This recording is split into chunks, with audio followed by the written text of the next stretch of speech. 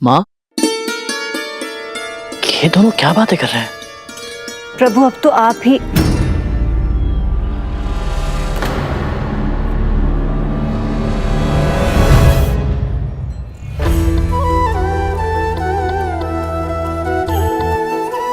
प्रभु गौ माता में छिपी मां शक्ति के रूप को निहार रहे हैं।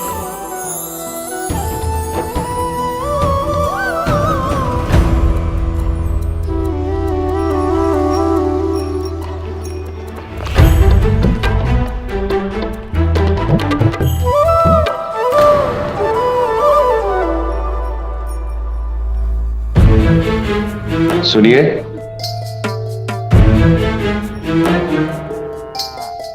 बहुत ही कठिनाई हुई है भैया, परंतु मान गई। पर स्वच्छता का ध्यान रखना होगा। घर बिखरा हुआ या अस्वच्छ नहीं होना चाहिए। वाह प्रभु, क्या लीला है आपकी। भक्त स्वयं माता लक्ष्मी से कह रहा है कि घर अस्वच्छ नहीं होना चाहिए। वो बूझते हैं ना, यदि घर में अस्वच्छता हो तो घर की लक्ष्मी द्वार से ही लौट जाती है, भगवती की कृपा से। इसे ज्ञात भी नहीं कि लक्ष्मी स्वयं इसके घर में इसके जीवन को संवारने आई है। जी मैं जानता हूं। और आप चिंता बिल्कुल भी मत कीजिए। मेरे होते हुए लक्ष्मी को आपके घर से नहीं जाने दूंगी। मेरे प्रभु कितने उदार हैं। एक सामान्य मनुष्य बन के अपने एक भक्त के घर रह रहे हैं। ये विनम्रता, ये उदारता मेरे लिए कितना बड़ा ज्ञान है। और घर में कोई तोड़फोड़ नहीं होनी चाहिए। अगर किसी प्रकार की कोई क्षति या हानि हुई तो समझ गया।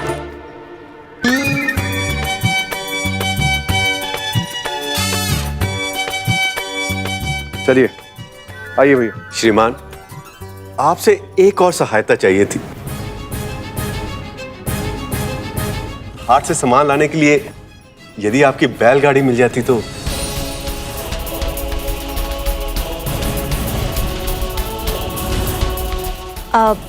हम आपको उचित मूल्य भी देंगे।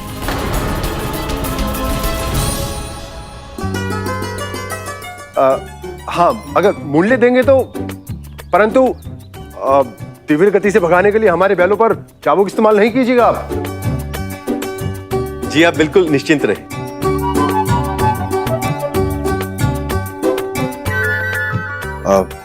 आइए, माँ भगवती की कृपा से।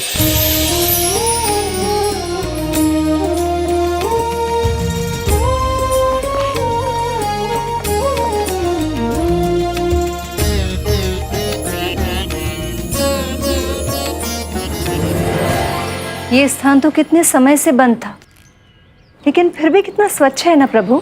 जी देवी। प्रभु, माँ, आप दोनों विश्राम कर लीजिए। मैं कुछ भोजन के लिए ले आता हूँ। उसका समय नहीं है करो।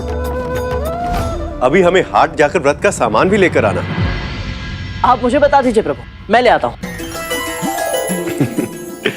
नहीं करो, व्रत का सामान लेने हम स्वयं जाएंगे। श्री माता के पूजन से संबंधित सभी कार्य स्वयं करने से ही पूरा पुण्य मिलता है। चलें देवी।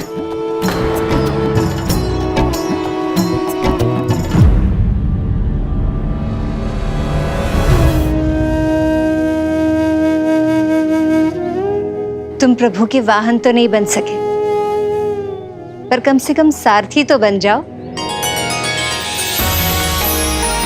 मैं यदि आज वाहन होता तो प्रभु की सहायता कर पाता, परंतु अपनी शक्ति पर अहंकार करने के कारण मैंने अवसर खो दिया।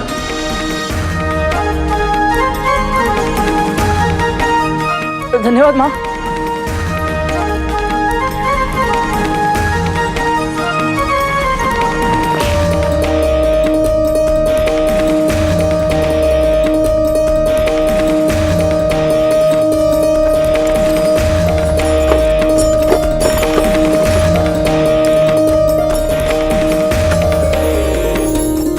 नश्वर होने के बाद भी कितनी सुंदर है ये सृष्टि और यहाँ के प्राणी।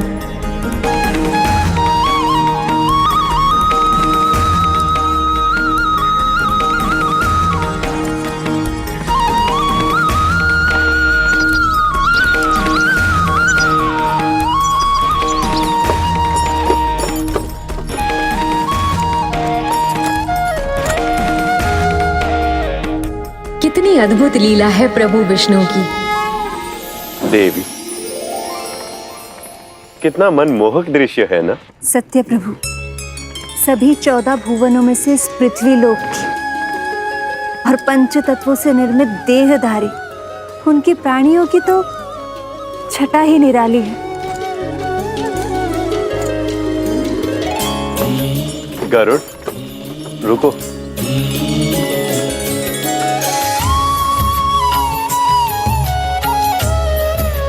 आइए देवी, यहां से आगे हम पैदल जाएंगे।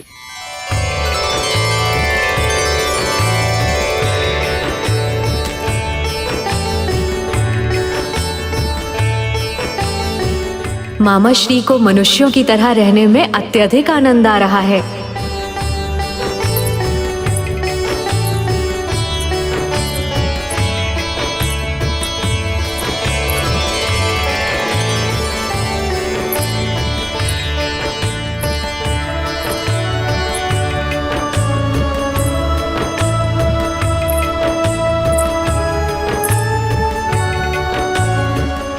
कितनी उत्सुकता से सारे भक्तजन माता के नवरात्रि की पूजा करने की तैयारी कर रहे हैं। मां शक्ति अवश्य इन सबकी मनोकामना पूरी करेंगी।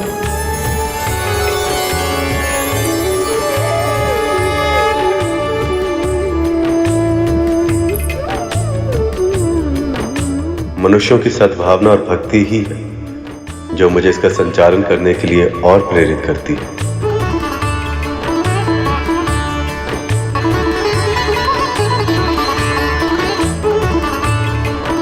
देवी, इधर उधर कहां भटकिएगा, यहां आइए। एक ही स्थान पर आपको सारी वस्तुएं मिल जाएंगी।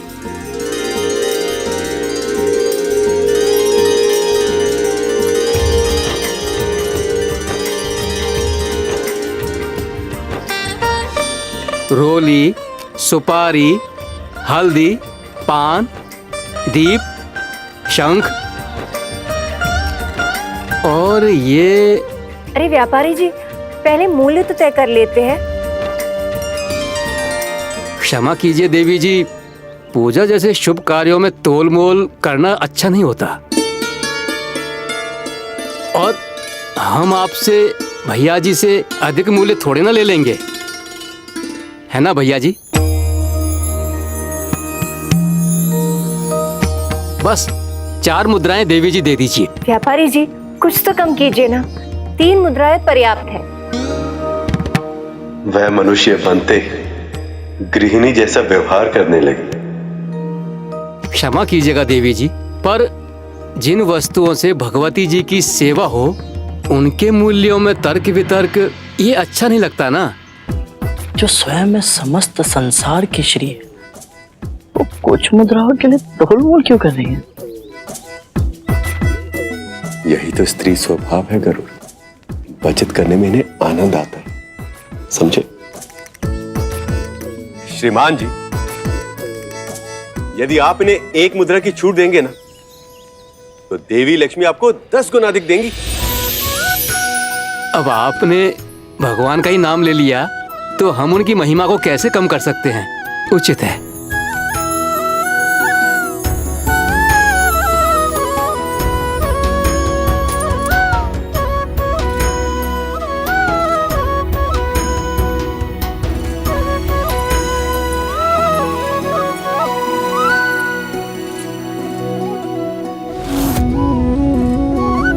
श्रीमान जी, तनिक ये जलेबी चखाइए।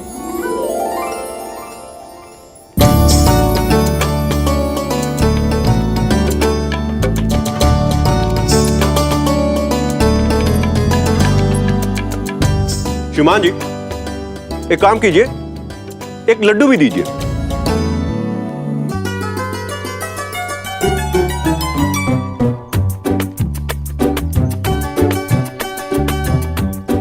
इतने सारे पकवान देखकर तो मामा श्री के मुंह में पानी आ रहा होगा, क्योंकि इतना दूर होकर भी मुझसे नहीं रहा जा रहा। श्रीमान जी, जरा एक पेठा भी दे दीजिए।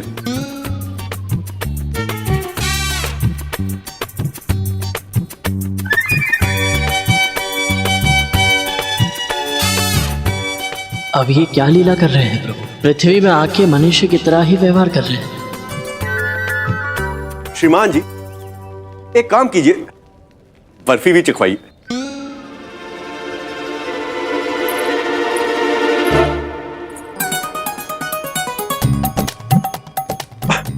आप रहने दीजिए, एक काम कीजिए, इस सबको ना बांध के दे दीजिए। ये लीजिए।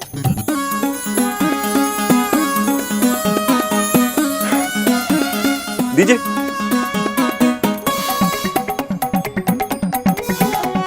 चले। मामा श्री तो पूरा लाभ उठा रहे हैं मनुष्य रूप लेने का। सुंदर सुंदर मूर्तियां, माता की मूर्तियां, आ जाओ आ जाओ। हम बेचने बनाने वाले कौन है भैया जी? ये तो माँ भगवती की कृपा है जो इस आयु में भी हाथ चल रहे हैं। आप जो ठीक समझें दे दीजिएगा दक्षिणा समझकर।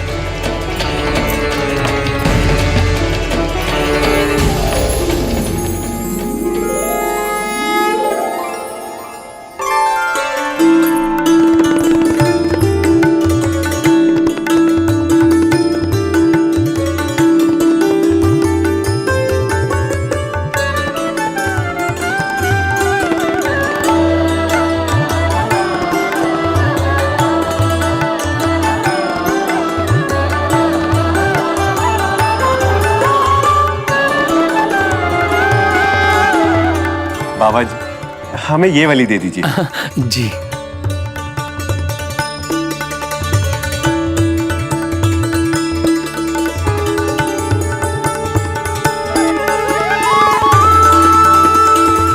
लीजिए।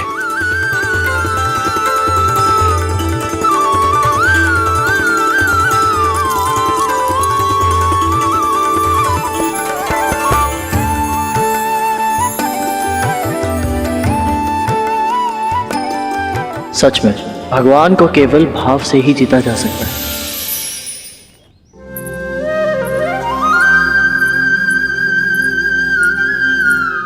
श्रीमान,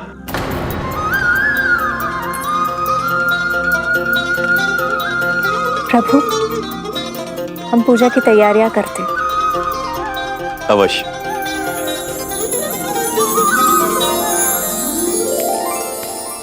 श्रीमान, कल हमारे यहाँ नवरात्रि का पूजन और कथा वाचन, आप दोनों अवश्य पधारिएगा। श्रीमान, हमारी धर्मपत्नी को अन्य लोगों से मिलना थोड़ा कम प्रिय है।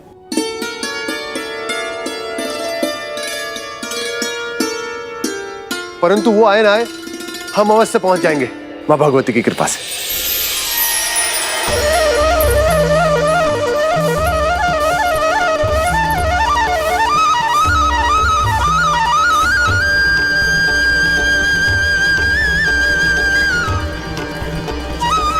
भगवान विष्णु और माता लक्ष्मी को मनुष्य की तरह रहने में अत्यधिक आनंद आ रहा है। प्रभु, कितनी अद्भुत लीला है उनकी।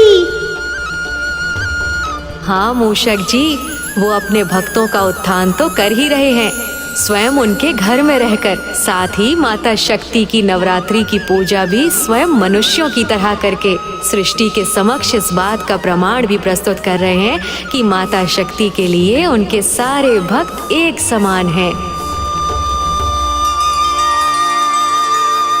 देवी, सभी कार्य स्वयं करेंगी या कुछ मुझे भी करने देंगी?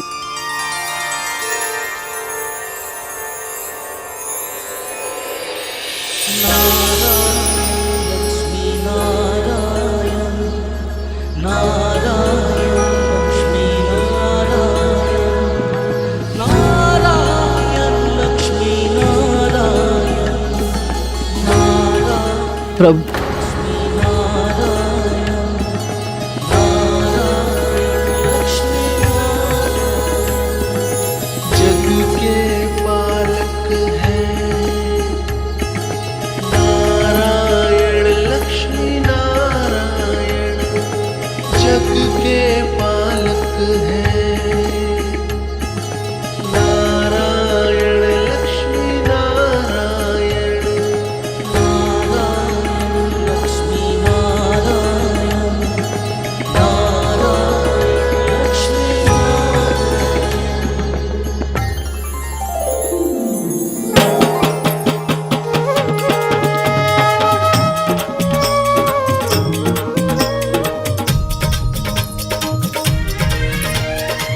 कल की प्रतीक्षा करना कितना कठिन हो रहा है ना देवी।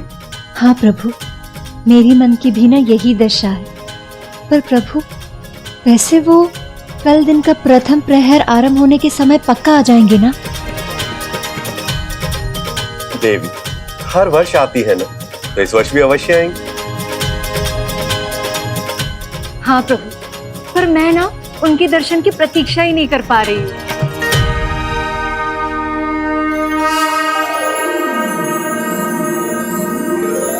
प्रभु, माँ, कौन आने वाली है?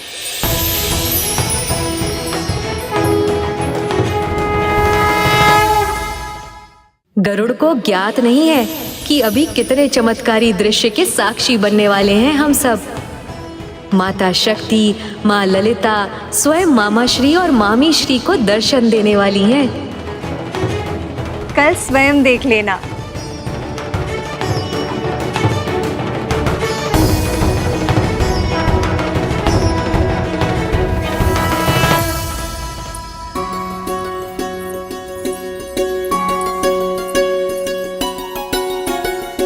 भगवान, भोजन तो बहुत स्वादिष्ट बनाया आपने, भगवती की कृपा से। रात भर तो ही जा रहा हूं। भोजन तो वैसा ही बनाया है जैसे प्रतिदिन बनाते हैं। हम देख रहे हैं जब से ये अतिथि घर आए हैं आप कुछ अधिक प्रसन्न रहने लगे हैं। वो क्या है ना भगवान, वो लोग कल से व्रत और कथा प्रारंभ कर रहे हैं। वो क्या है ना, हम सोच रहे थे कि हम भी वहां जाकर कथा का सार क्यों नहीं ले लेते। भगवती की कृपा से। आपको जाना है आप जाइए, कथा सुनिए, पूजन कीजिए। हम नहीं जाएंगे।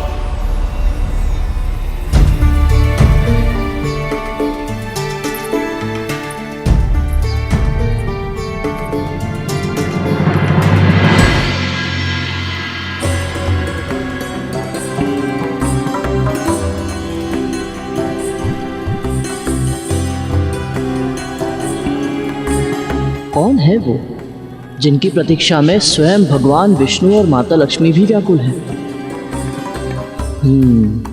आज रात मैं आंगन में ही रहूंगा, द्वार पर दृष्टि रखूंगा ताकि भूल से भी उनके दर्शन मुझसे छूट ना जाए।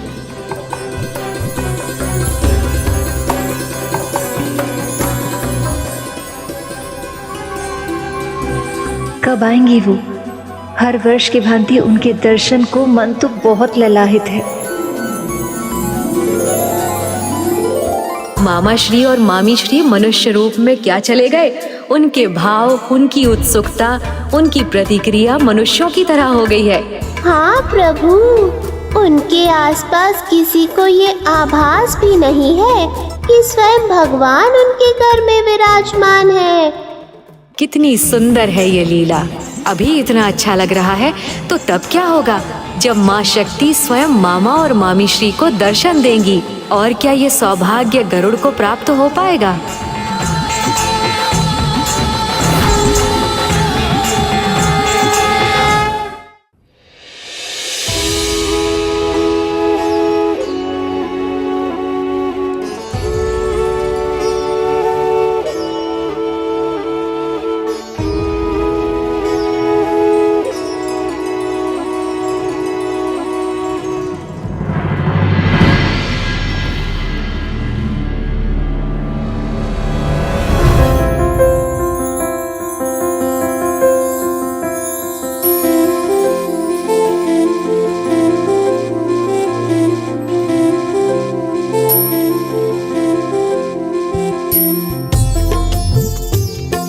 माँ और प्रभु इतनी शीघ्र तैयार हो गए?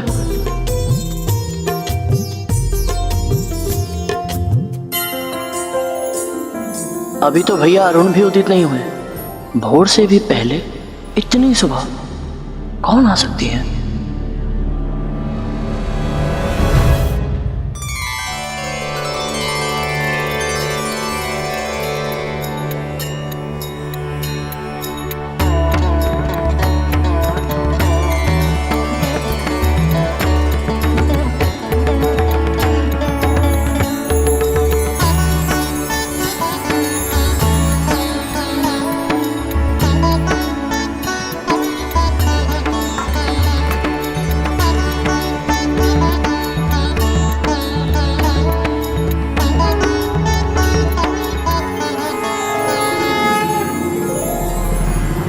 ये दीपक की लौ स्वतः ही कैसे बढ़ती जा रही है? कैसी लीला है ये?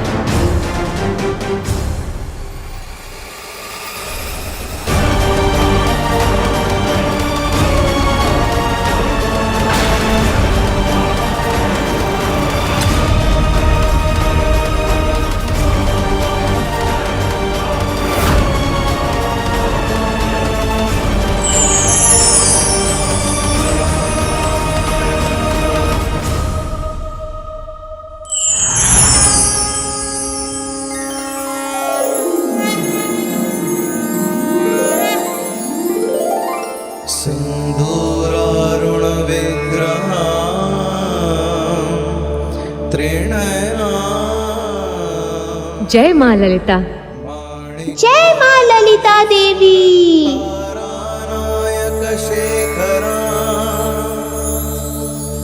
स्मित मुखी माँ पीन वक्षोरुहा पाणिभ्यामलिपूर्ण रत्न चषकं रक्तोत्पलं बिभ्रती सौम्या रत्नघटस्थरक्तचरणा ध्यायेत् परमाम्बिका। श्री माता, हमारा व्रत सफल हो।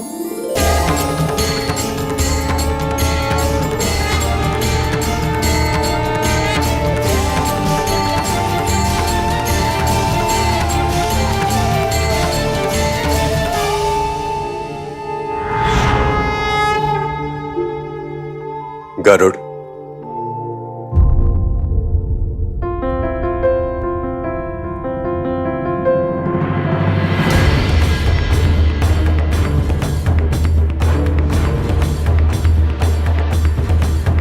माँ, वो कौन थी जिनकी आभा इतनी अधिक तेज थी कि मैं सहन नहीं कर पाया और अचेत हो गया?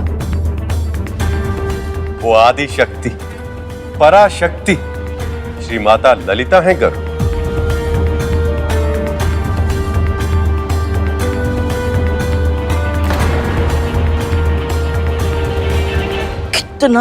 कितना अभागी हूं मैं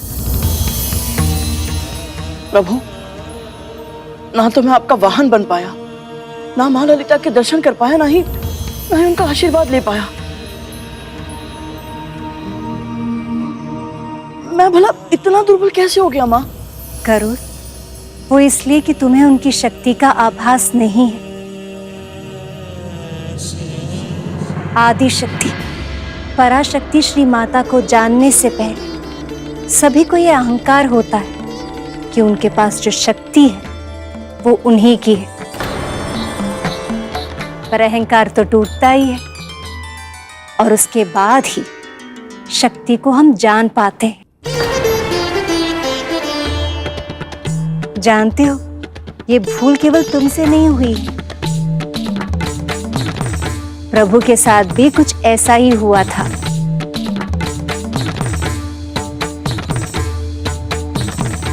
प्रभु विष्णु और अहंकार जो स्वयं सृष्टि के पालन करता है, उन्हें कैसे माता की शक्ति का ज्ञान नहीं था? इस कथा के बारे में तो मुझे भी ज्ञात नहीं है। प्रभु, ये कैसे? सृष्टि के आरंभ में केवल और केवल पराशक्ति ही थी, जो निर्गुण, उनका ना कोई आदि ना ही कोई अंत। उन पराशक्ति से उत्पन्न हुए महादेव और उन्हीं से उत्पन्न हुआ मैं, अर्थात विष्णु।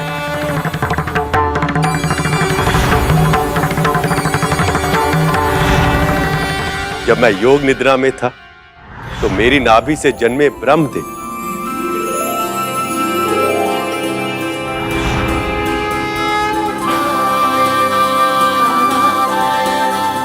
और फिर भी कई युगों तक मेरी निद्रा भंग नहीं हुई।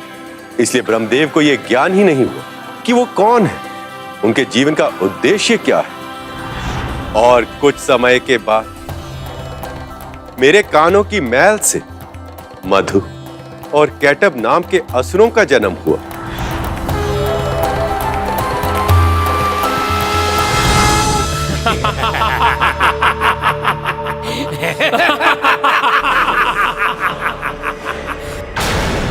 वो दोनों असुर ब्रह्मदेव का भक्षण करके अपनी भूख मिटाना चाहते थे।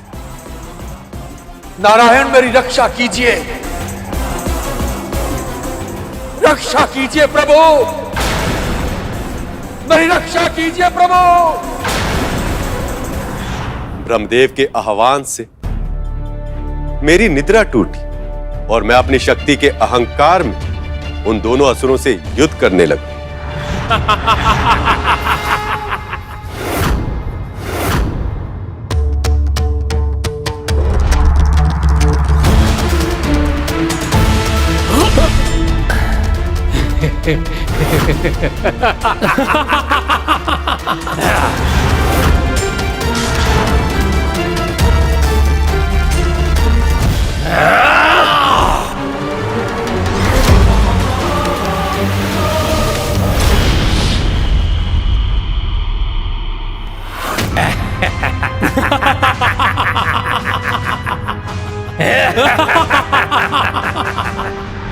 क्योंकि तुम्हारी ही तरह मेरा अहंकार भी तब टूटा जब मैंने उनसे युद्ध किया। क्योंकि जब पूरे प्रयास के बाद भी मैं उन्हें पराजित नहीं कर पाया, तब मुझे उस शक्ति का आभास हुआ जिसे हम सबका जन्म हुआ, जो सृष्टि के निर्माण का कारण थी, जिसके प्रताप से मधु कैटब इतने अधिक बलवान बन गए थे। और तब मैंने उन पराशक्ति की स्तुति की। उनकी स्तुति करने के बाद मुझे नवरात्रि व्रत के 9 दुर्गा पूजन का ज्ञान हुआ।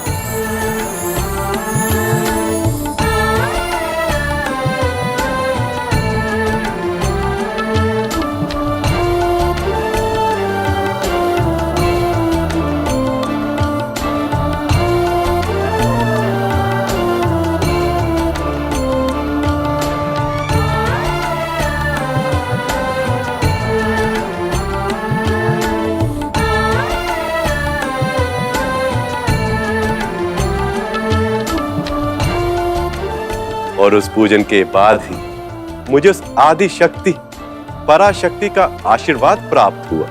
मधु और कैटब नाम के ये दोनों असुर आपको पराजित करने के कारण अहंकार से भर गए हैं। यदि आप इनके अहंकार का प्रयोग इन्हीं को पराजित करने में करें तो आपको सफलता अवश्य मिलेगी।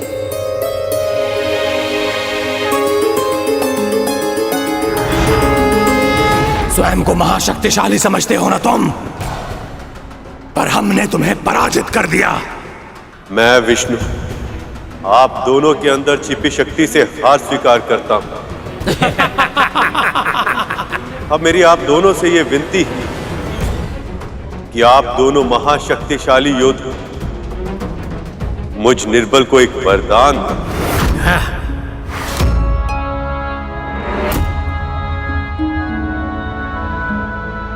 हमें स्वीकार है। मांगो, क्या मांगते हो? आप दोनों की पराजय।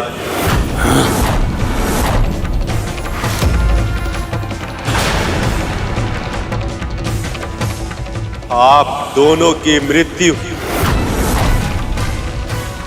मेरे हाथों से हो।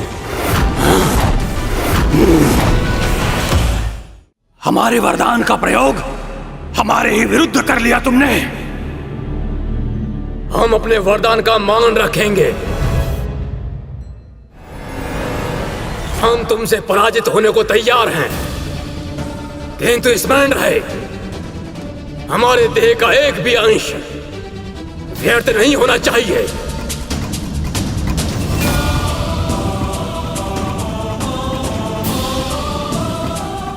मुझे स्वीकार है।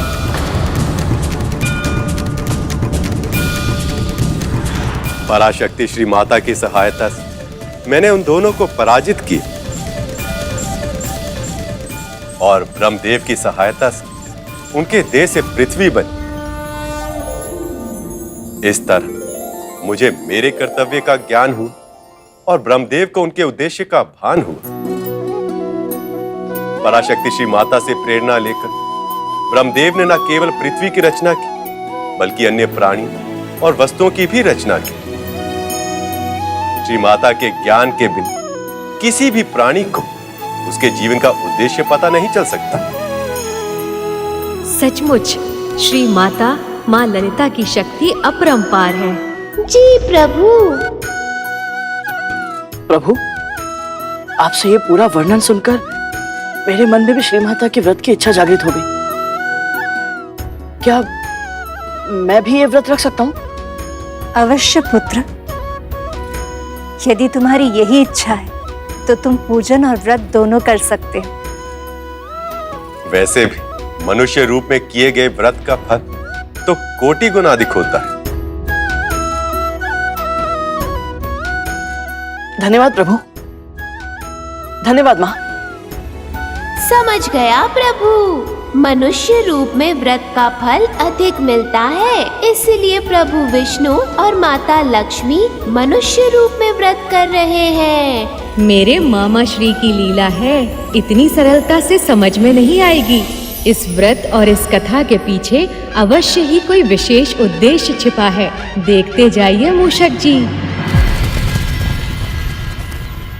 कितना आनंद आता माता की कथा सुनने में, उनकी पूजा में सम्मिलित होने में।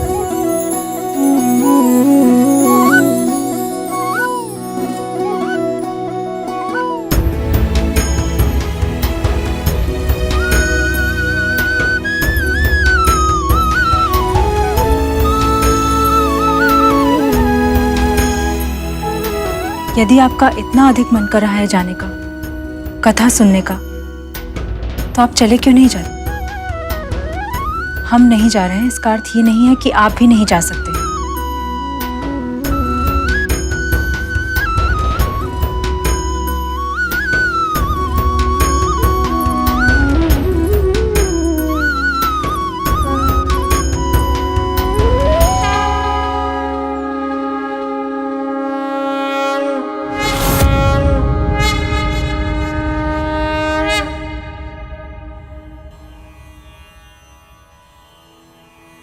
या देवी सर्वभूतेषु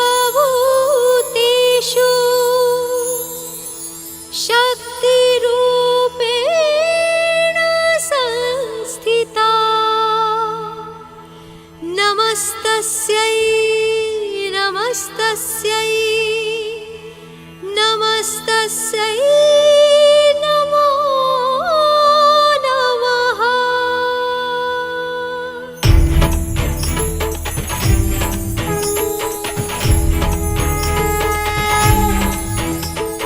नमो नमो पराशक्ति मां, नमो नमो महाशक्ति मां, नमो नमो पराशक्ति मां, नमो नमो महाशक्ति मां। खड्गधारिणी। कितना सुंदर दृश्य है ये। स्वयं प्रभु विष्णु और माता लक्ष्मी आरती कर रहे हैं माता शक्ति की। नमो नमो पराशक्ति मां, नमो नमो महाशक्ति मां, नमो नमो पराशक्ति मां।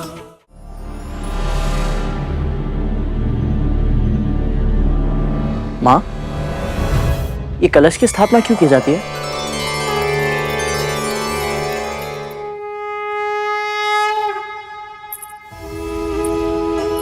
गरुड़ कहते हैं कि कलश में सभी देवी देवताओं का वास होता है। एक तरह से पराशक्ति श्री माता की पूर्णता का प्रतीक है ये। और वो मिट्टी में उगने वाली जौ प्रकृति की प्रतीक है।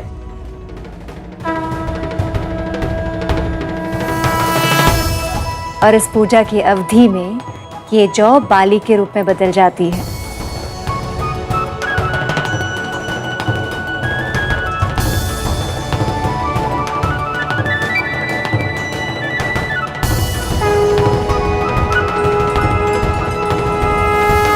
जय माँ विंध्यवासिनी, जय माँ भगवती। जय माँ भगवती। पधारी। श्रीमान, आपकी धर्मपत्नी नहीं है? जी वो तनिक व्यस्त थी।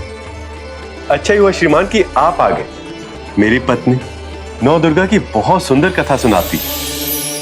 मैं तो जितनी भी बार सुन लूं मुझे कम ही लगता है। आइए। हाँ जी।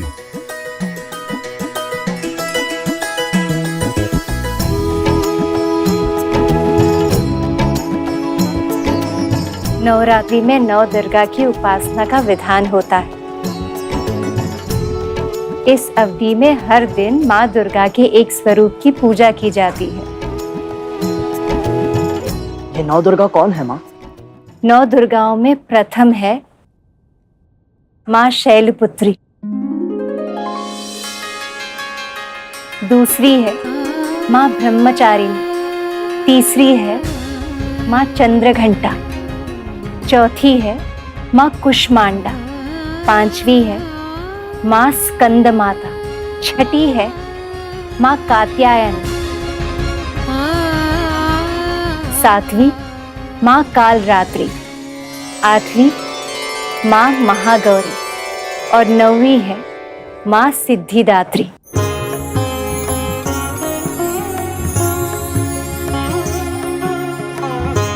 ये सभी स्त्रियों की 9 अवस्थाओं के प्रतीक हैं, पर इनका विवरण तो तुम्हें कथा सुनने के बाद ही पता चलेगा सुपर्ण। आज प्रथम दिवस है, हम माँ शैलपुत्री की पूजा करेंगे।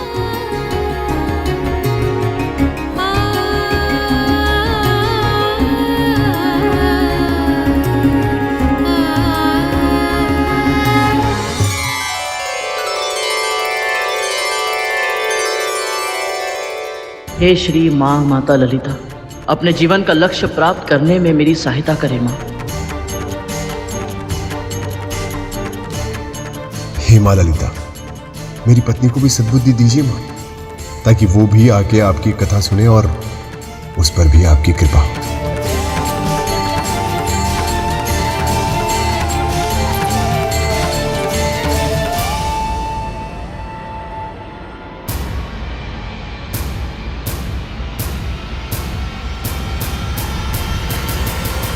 प्रभु, भगवान विष्णु और माता लक्ष्मी का शास्त्री और उसके पत्नी को नवदुर्गा की कथा सुनाने के पीछे क्या मंतव्य है? देखते जाइए मूषक जी, मामा श्री अपने भक्तों के लिए कुछ भी बिना कारण नहीं करते।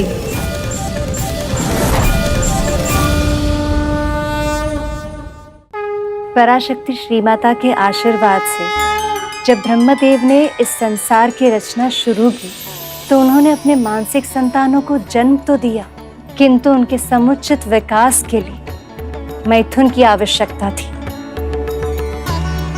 ब्रह्मदेव की प्रार्थना पर शक्ति शिव से अलग हो गई और निराकार होकर इस संसार में समा गई। शक्ति के इस निर्गुण रूप से पूरे संसार में जीव जंतुओं, पशु पक्षियों, वनस्पतियों और वृक्षों का विकास होने लगा, सृष्टि पनपने लगी और संसार रूपाकार पाने लगा। पर शिव तो शक्ति के लिए पूरी तरह निष्क्रिय हो गए थे। ध्यान में, अपने तप में वो पूरी तरह लीन हो गए। पर संसार को शिव से ही वो ज्ञान मिलता है जिसमें उत्तम व्यवस्था स्थापित हो सकती थी। ऐसी व्यवस्था जिसमें वेद, न्याय, साहित्य, व्याकरण, कला, संगीत, ज्योतिष, ऐसी सभी विद्याओं का ज्ञान प्राणी मात्र को होता। और ये ज्ञान महादेव शिव सक्रिय होने के बाद ही दे सकते थे। पर शिव को सक्रिय करने की शक्ति केवल और केवल आदि शक्ति के पास ही थी। प्रभु, फिर तो संसार के लिए बहुत बड़ा संकट उत्पन्न हो गया होगा ना? इसका निवारण कैसे हुआ होगा प्रभु? ये तो आपको मामी श्री की कथा से ही ज्ञात होगा मूषक जी। आदि शक्ति श्री माता को साकार करना बहुत आवश्यक था और इसलिए ब्रह्मदेव अपने पुत्र प्रजापति दक्ष के पास गए।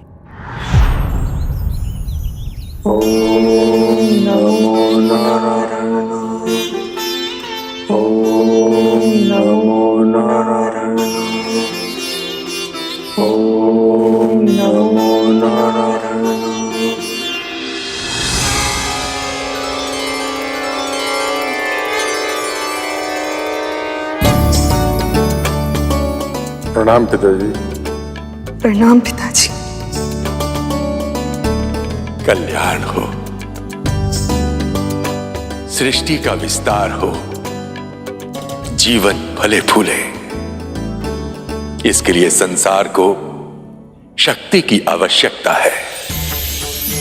इसलिए आप दोनों आदि शक्ति की आराधना कीजिए और उन्हें प्रसन्न करके उनसे अपनी पुत्री के रूप में जन्म लेने का वरदान प्राप्त कीजिए।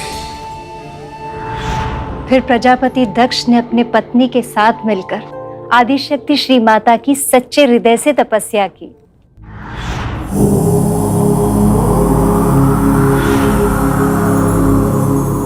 आप दोनों की तपस्या सफल हुई।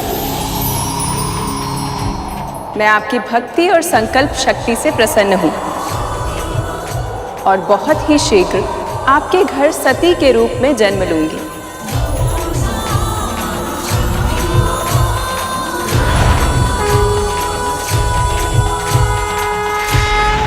और कुछ माह बाद आदिशक्ति ने मनुष्य रूप में जन्म लिया। अरे मेरी प्रिय पुत्री, इसे मैं सबसे योग्य पुत्री बनाऊंगा।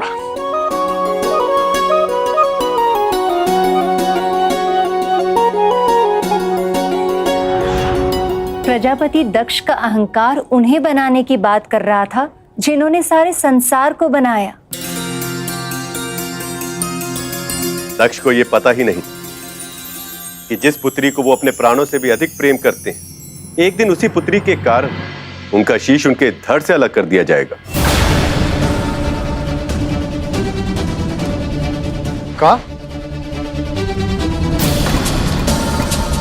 काहे? मुझे तो आश्चर्य होता है प्रभु कि जिस पुत्री के लिए प्रजापति दक्ष और उनकी पत्नी ने इतनी तपस्या की, जिसने गोद में आते ही उनके हृदय को प्रसन्नता से भर दिया, उसी के कारण उनके पिता को इतना कठोर दंड मिला। आश्चर्य की बात तो है, परंतु संतान और माँ बाबा का संबंध ही कुछ ऐसा है। माँ भगवती की कृपा से जो सबसे अधिक सुख देता है ना भैया, कभी कभी सबसे अधिक दुख भी उसी से मिलता है।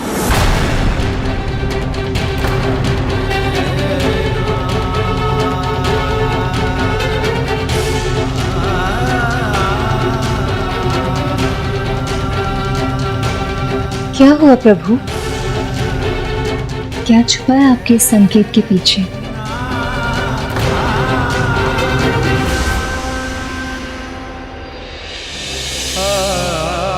मैं समझ गई प्रभु, कुछ न कुछ ऐसा अवश्य हुआ है जिसके कारण इन दोनों के मन पर बहुत गहरा प्रभाव पड़ा है।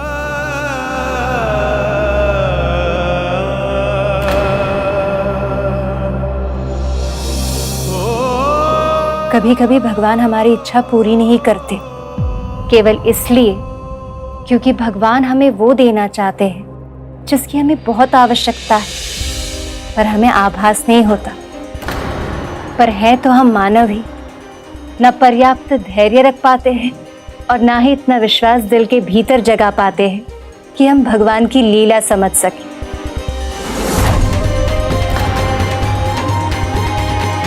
प्रजापति दक्ष की भी यही इच्छा थी कि उनके पद और प्रतिष्ठान के स्वरूप उन्हें पहचान और सम्मान मिले, पर उन्हें ये समझने की आवश्यकता थी कि जिन्हें वो अपना शत्रु मान रहे थे, वो महादेव शिव उनसे भिन्न नहीं थे। इस संसार में हर आत्मा शिव का ही अंश है और मुक्ति के बाद उन्हीं में लीन भी हो जाती है।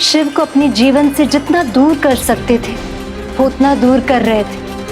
और दूसरी ओर देवी सती शिव को बिना जाने बिना पहचाने उनकी ओर आकर्षित होते जा रही थी। जब प्रजापति दक्ष को महादेव से इतनी घृणा थी तो उनकी पुत्री प्रभु महादेव की भक्ति पूर्ण निष्ठा से कैसे करती थी प्रभु? मेरे पिताश्री देवों के देव महादेव का तो प्रभाव ही इतना दिव्य है मूषक जी कि जो भी उनकी भक्ति में रमता है पूर्णता उनका ही हो जाता है। किंतु जब प्रजापति दक्ष को ये बात ज्ञात हुई होगी तब वो अपने पुत्री से कितने रुष्ट हुए होंगे ना? फिर एक दिन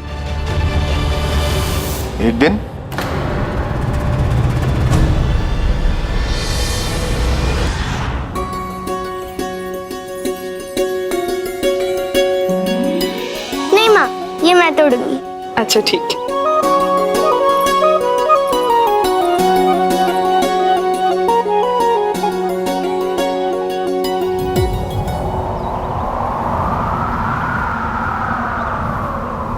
ये प्रकाश कितना अद्भुत है ये।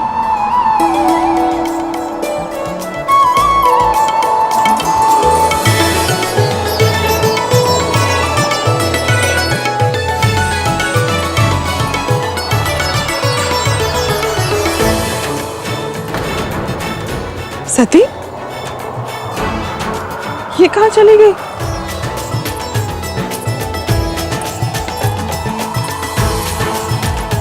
सती, पुत्री, सती।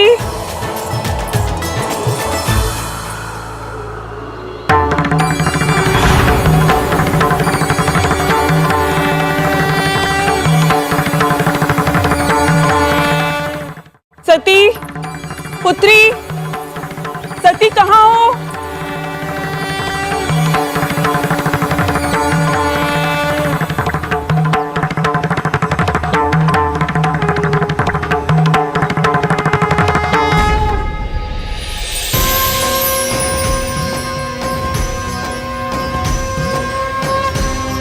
पुत्री, कहाँ चली गई?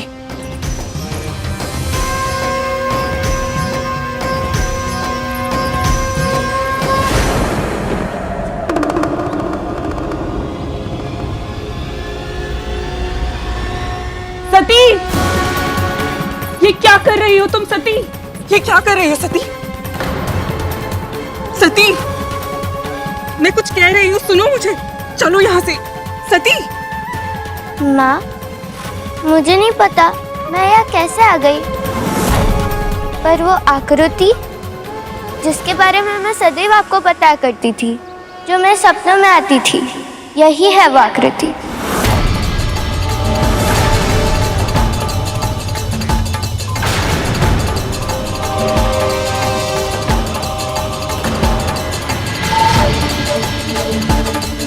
ऐसा नहीं हो सकता, असंभव। ये स्वप्न नहीं, दुस्वप्न है। माँ, आप क्या कहना चाहती है? मैं कुछ समझी नहीं माँ। जिस आकृति की तुम बात कर रही हो सती, जानती भी हो वो क्या है? शिवलिंग है ये, शिव का अमूर्त निराकार रूप। शिव? वो कौन है माँ? शिव कौन है, शिव क्या है, इसकी व्याख्या करना तो बड़े बड़े ज्ञानियों के लिए भी बहुत कठिन है। मैं तो बस इतना जानती हूँ कि शिव पवित्र त्रिदेवों में से एक है। त्रिदेव अर्थात तुम्हारे दादाजी श्री ब्रह्मदेव, जिन्होंने सृष्टि के आरंभ में पराशक्ति की सहायता से सभी की रचना की। श्री विष्णु, जो सृष्टि के पालनहार हैं, जिनकी पूजा तुम्हारे पिताजी और हम सब करते हैं। और ये पशुपति महादेव शिव, अंत में जाकर सब इनमें ही लय हो जाते हैं।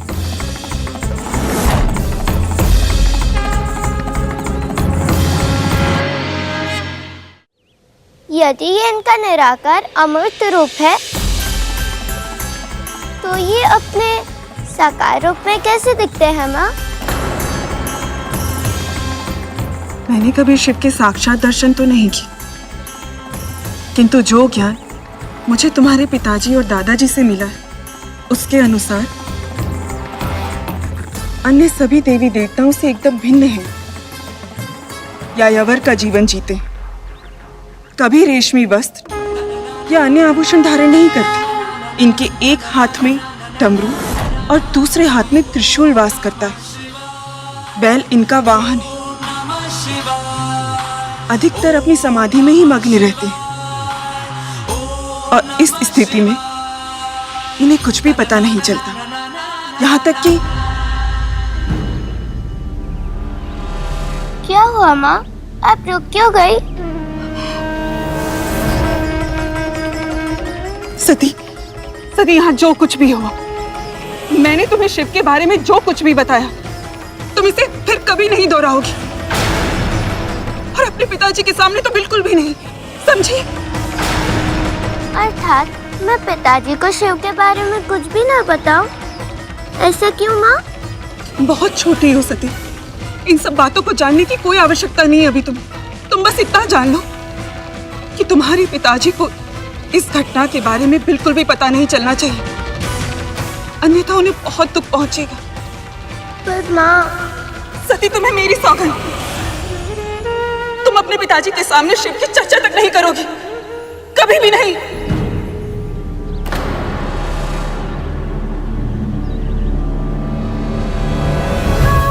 ये तो तुम भी नहीं चाहोगी ना सती कि तुम्हारे पिताजी को दुख पहुंचे, है ना पुत्री?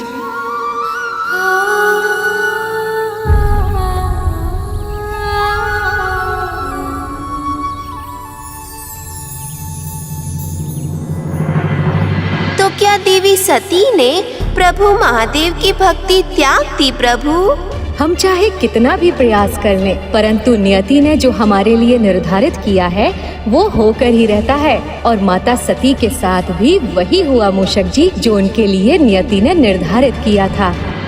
उस दिन तो माँ ने अपनी पुत्री को रोक लिया, पर एक माँ अपनी युवा संतान को कुछ भी करने से पूरी तरह कब तक रोक पाती? और उस संतान को जो एक भक्त भी थी, और ऐसी भक्त जिसने अपने ईश्वर को ही अपना सर्वस्त्र मान लिया हो। हाँ मूषक जी, मामी श्री का कथन भी सत्य है। कुछ भक्त अपनी नियति स्वयं लिखते हैं और ईश्वर को उनकी पुकार सुनकर स्वयं आना पड़ता है। जैसे मामा श्री इस भक्त के लिए आए हैं, और जैसे स्वयं देवों के देव महादेव आएंगे माता सती के लिए।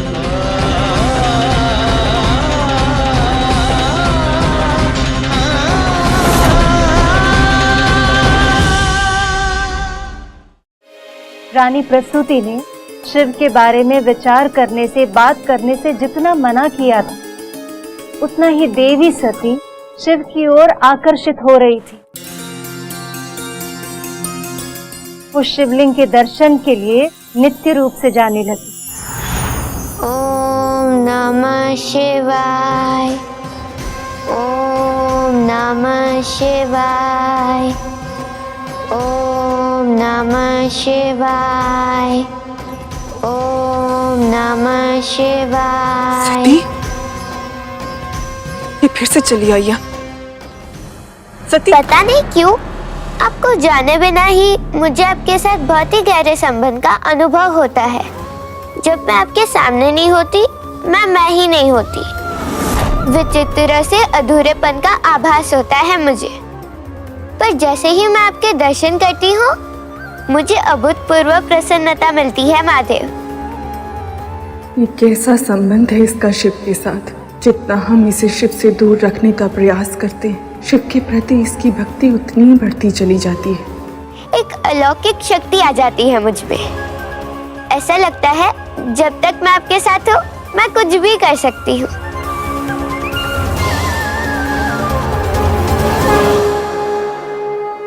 ये कैसी परीक्षा ले रहे हैं नारायण?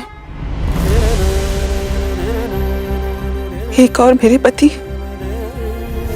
तो दूसरी और मेरी पुत्री। किसी एक को प्रसन्न करने का प्रयास करती हूँ तो दूसरे का हृदय टूट जाएगा। ऐसे में किसे चुनूं मैं और कैसे?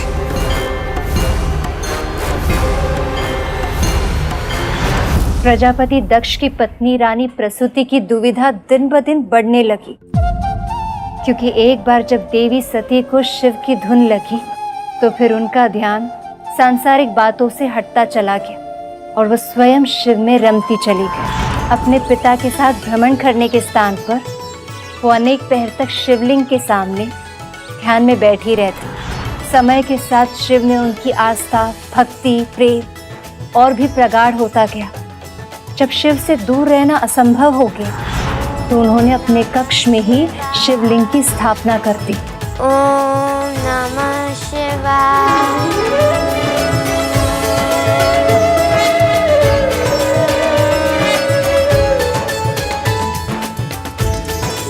प्रभु महादेव की स्थापना, वो भी अपने कक्ष में। जब ये बात प्रजापति दक्ष को ज्ञात हुई होगी तो उन्हें तो अपार क्रोध आया होगा माता सती पर।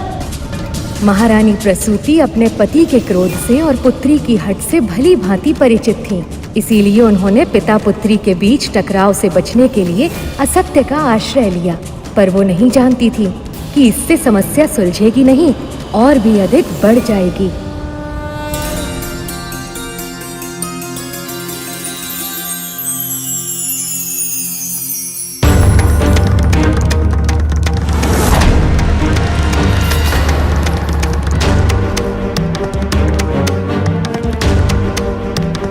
ओम नमः शिवाय।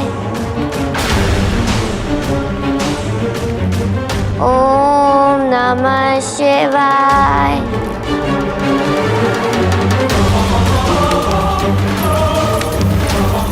रुकिए महाराज, पुत्री से भेंट करने जा रहे हैं। वो सो चुकी है, आप जाएंगे तो उसकी नींद टूट जाएगी। मेरी कुछ समझ में नहीं आ रहा महारानी, मैं क्या करूं।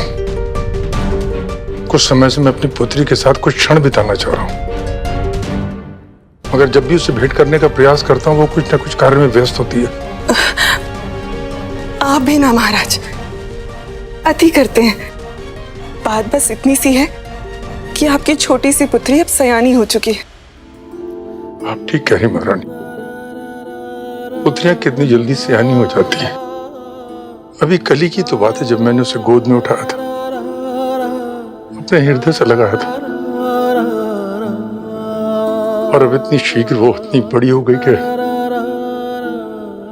डोली में बिठा कर विदा करने योग्य हो गई। मेरी सती का विवाह मेरे जीवन का सबसे सुंदर स्वप्न है, जिसे मैं खुली आंखों से देखता हूं। मैं अपनी पुत्री के लिए ऐसा योग्य वर खोजूंगा कि जो भी देखेगा नयास बोल पड़ेगा, सृष्टि की सर्वोत्तम जोड़ी है ये।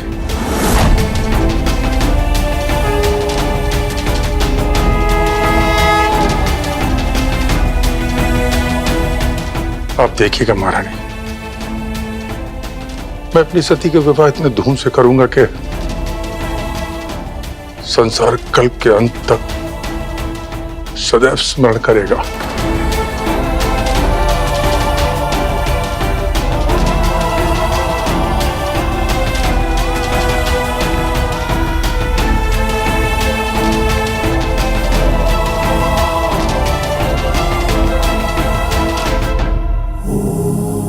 सुना आपने? पिताजी अब मैं विवाह के बारे में सोचने लगे हैं। पर मेरे मंदिर के देवता तो सिर्फ आप ही हो। पति रूप में आपकी जो छवि मेरे कल्पना में है उसे मैं सत्य बना दीजिए महादेव। रानी प्रसूति ने बहुत समय तक शिव के प्रति अपनी पुत्री की रुचि को छिपाए रखा, पर भक्ति का रंग इतना गहरा होता है कि छिपाए नहीं छिपता। और फिर एक दिन देवी सती के साथ कुछ ऐसा हुआ।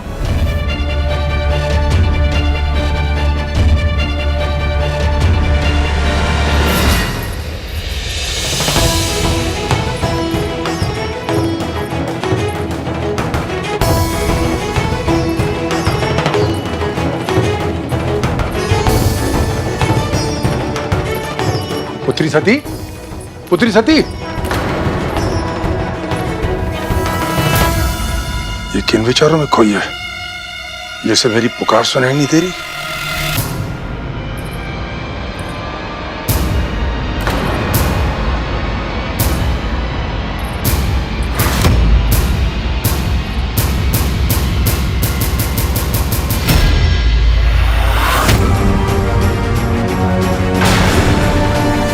ये तो बेलपत्र है जो शिव को प्रिय है, परंतु ये मेरे महल में कैसे?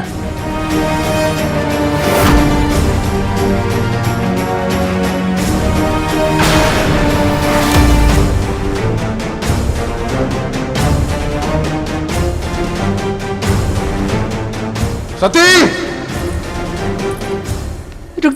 रुक जाइए महाराज, महाराज, रुक जाइए महाराज।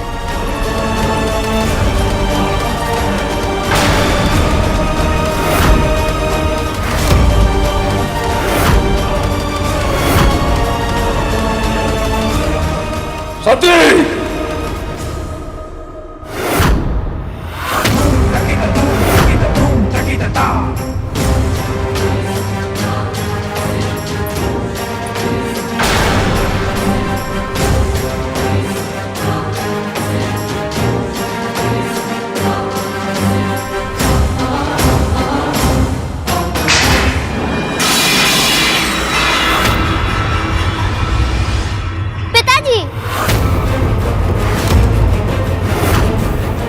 मेरे शत्रु की पूजा करने का दुस्साहस कैसे किया तुमने सती? शत्रु?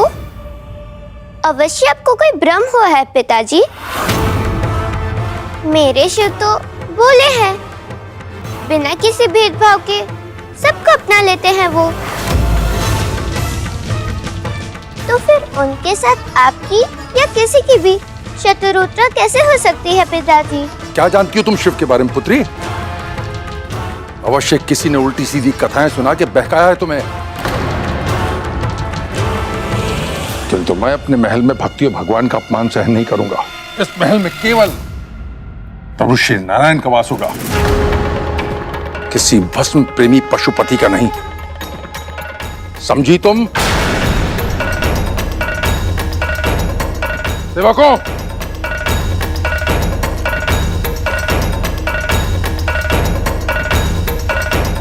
शिवलिंग को उठाकर बाहर फेंक दो।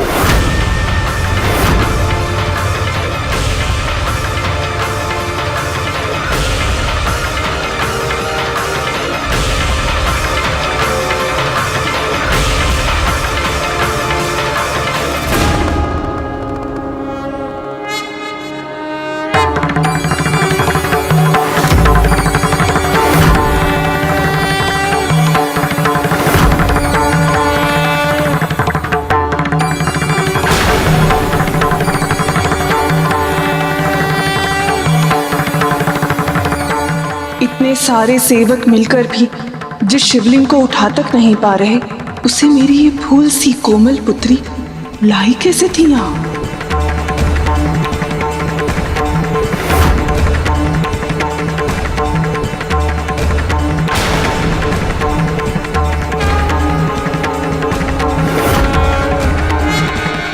सेवकों,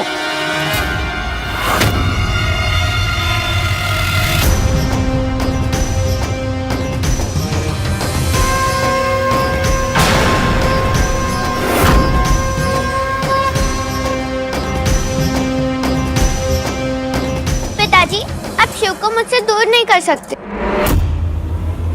सती, मुझे रोक के दिखाओ तुम।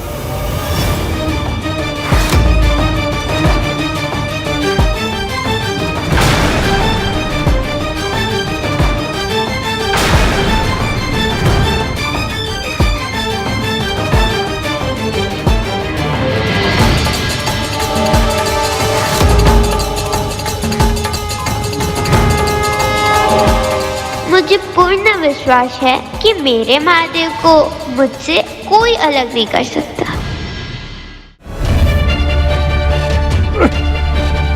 आपका प्रयास व्यर्थ है पिताजी। शिव स्थिरता का प्रतीक है।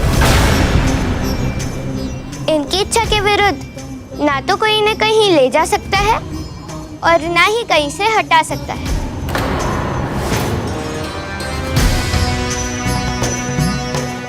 इनको गति दी जा सकती है तो केवल प्रेम और श्रद्धा से।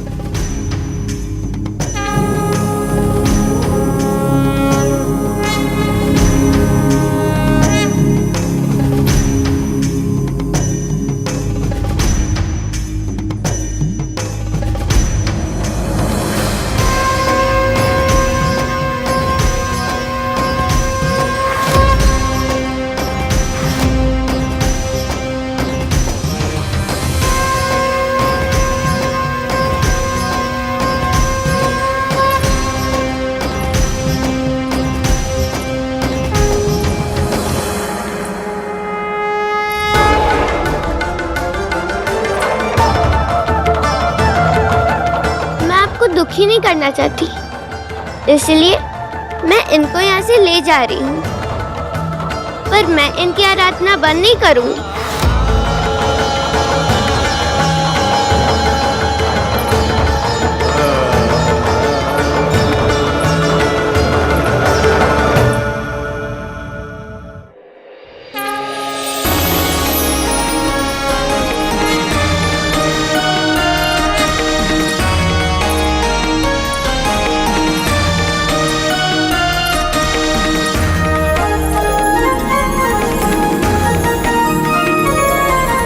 उस दिन देवी सती ने शिवलिंग को इतनी सरलता से उठाकर ब्रह्मदेव और नारायण के मन में एक विचार जागृत किया।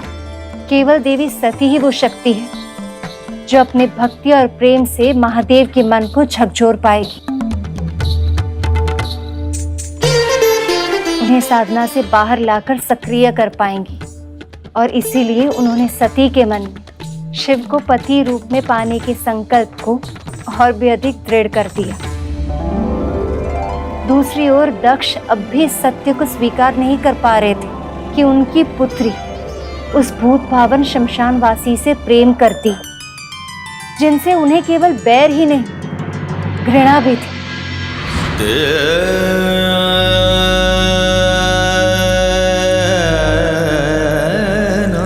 महाराज,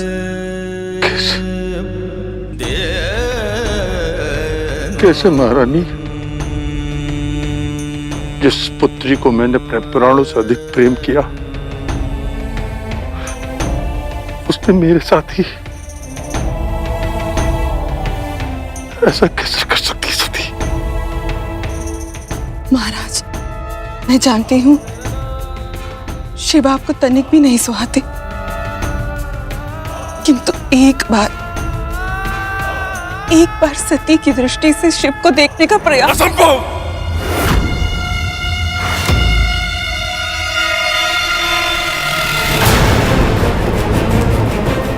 उस पशुपति ने मेरा घोर अपमान किया था, और वो भी भरी सभा में। जीवन भर स्मरण रहेगा उसका वो दंड व्यवहार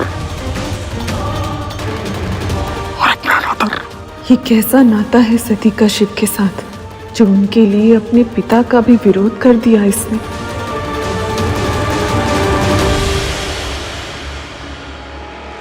महादेव और अपमान, किंतु प्रभु महादेव तो किसी का भी अपमान कर ही नहीं सकते हैं, वो तो कितने स्वच्छ स्वभाव के हैं। सही कहा आपने मूषक जी, किंतु जब व्यक्ति स्वयं का मान आवश्यकता से अधिक करने लगता है तो उसके अंदर अहंकार जन्म ले लेता है, और अहंकार के समक्ष जो नहीं झुकता उसे वो अपना शत्रु मानने लगता है। ऐसा ही हुआ था प्रजापति दक्ष के साथ। ये कथा तो हम भी नहीं जानते, तनिक विस्तार से बताइए ना, भगवती की कृपा से। ये देवी सती के जन्म से पहले की बात है। एक दिन प्रयाग में अनेक ऋषि, महर्षि, महात्मा, मुनि आदि ज्ञानी एकत्रित हुए। ज्ञानियों का सम्मान तो ईश्वर भी करते हैं, इसलिए ब्रह्मदेव और महादेव भी वहां पधारे।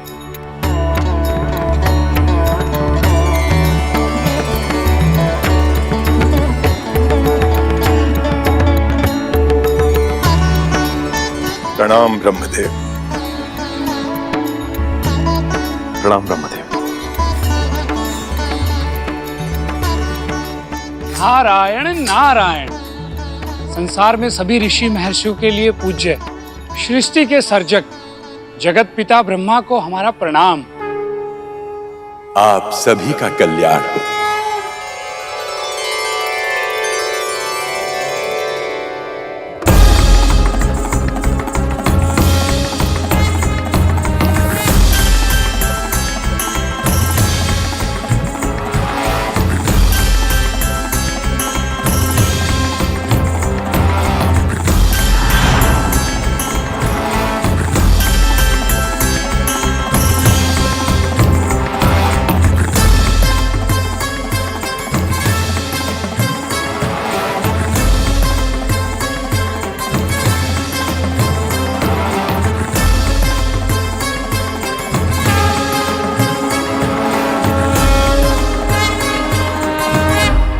भूत भावन पशुपति महादेव शिव शंकर को प्रणाम स्वीकार हो।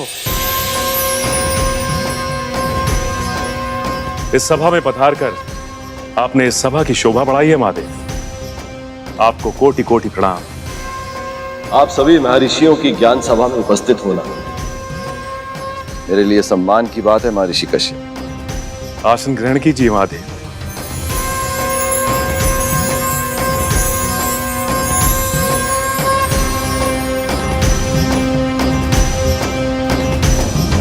इस सभा को सबसे पहले संबोधित करने के लिए आपसे अधिक उपयुक्त कोई नहीं है महादेव। कृपया हमारा निवेदन स्वीकार कीजिए। हम सभी आपके ज्ञान के अमृत का प्रसाद चखना चाहते हैं।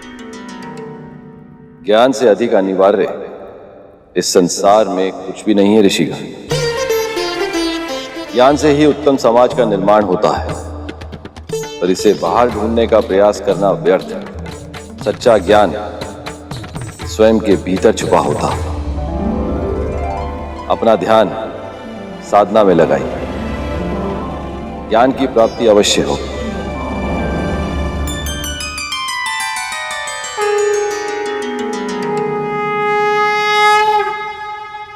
ब्रह्मपुत्र ब्रह्मांड के अधिपति प्रजापति महाराज दक्ष पधार रहे हैं।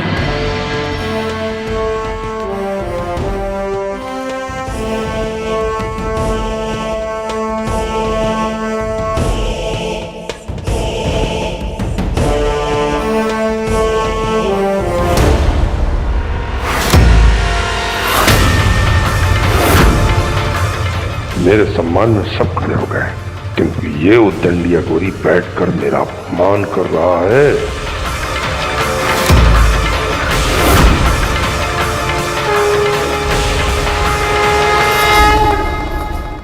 पक्षीराज गरुड़ के साहस भरे कारनामे देखने के लिए चैनल को सब्सक्राइब करें और साथ ही बेल आइकॉन दबाना न भूलें।